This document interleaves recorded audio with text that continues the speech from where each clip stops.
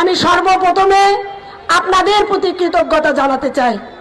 আমি যখন ৩টার সময় এই মাঠে এসে উপস্থিত হয়েছি, সেই প্রচন্ড রোদ, এই রোদের মধ্যে আমার মা বোনেরা যখন এসে আমি দেখি মাঠে এই মা বোনেরা বসে রয়েছেন বিভিন্ন পাশে দিয়ে, আমি সত্যি আপনাদের প্রতি কৃতজ্ঞতা জ্ঞাপন করছি। আমি আপনাদের সঙ্গে আগেও কথা বলেছি, আমি অনুষ্ঠানের আগেও আপনাদের সাথে কথা বলেছি।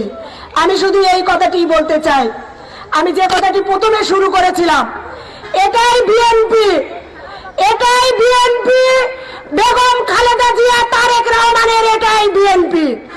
আমি যেখান থেকে শুরু করেছিলাম, দেশনেত্রী বেগম খালেদা জিয়া যখন এই ফখরুদ্দিন মঈনুদ্দিন সরকার বেগম খালেদা জিয়াকে যখন এই দেশ ত্যাগের কথা বলেছিলেন, বেগম খালেদা জিয়া সেই দিন এই বাংলাদেশের মানুষের কথা চিন্তা করে বেগম খালেদা জিয়া এই দেশ ত্যাগ করেননি। ঠিক তারই ধারাবাহিকতায় আজকে আমার নামজা ইউনিয়নের মহিলা দলের নেতৃবৃন্দ এই রোদ, এই গরমকে উপেক্ষা করে এই মাঠে রোদের মধ্যে বসে রয়েছেন বেগম খালেদা জিয়া, তারেক রহমানের কথা শুনবার জন্য। এটাই বিএনপি, আর এটি বগুড়ার মানুষের নীতি এবং আদর্শ।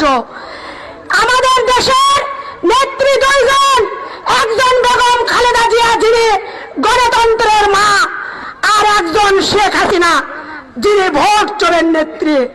যখন বাংলাদেশ দুর্বিষহ সময় আসে তখন শেখ হাসিনা এই দেশ থেকে পালিয়ে যায়, আর যখন দেশের বিপদ মুহূর্ত থাকে তখন বেগম খালেদা জিয়া এই মানুষের কথা চিন্তা করে তিনি নিজে কারাবরণ করেন। তিনি চিন্তা করেননি তার সন্তান একজন মারা গিয়েছে, তিনি ওই সন্তানের কথা চিন্তা করেননি। তার একজন সন্তান 17 বছর ধরে হাজার হাজার মাইল দূরে রয়েছেন, সেই সন্তানের কথা চিন্তা করেননি। বেগম খালেদা জিয়া চিন্তা করেছেন এই দেশের কথা, বেগম খালেদা জিয়া চিন্তা করেছে এই দেশের মানুষের কথা। সেই জন্য আমি বলতে চাই, আমরা 17 বছর আন্দোলনে রয়েছে। তারেক রহমান কিসের আন্দোলনে রয়েছে? সরকারে যাবে, তারেক রহমান এই জন্য আন্দোলনে নাই।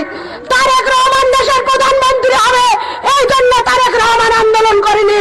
তারেক রহমান আন্দোলন করেছে আপনার আমার ভোটের অধিকার ফিরে দেওয়ার জন্য। এই 17 বছর বাংলাদেশের মানুষ ভোট দিতে পারেনি।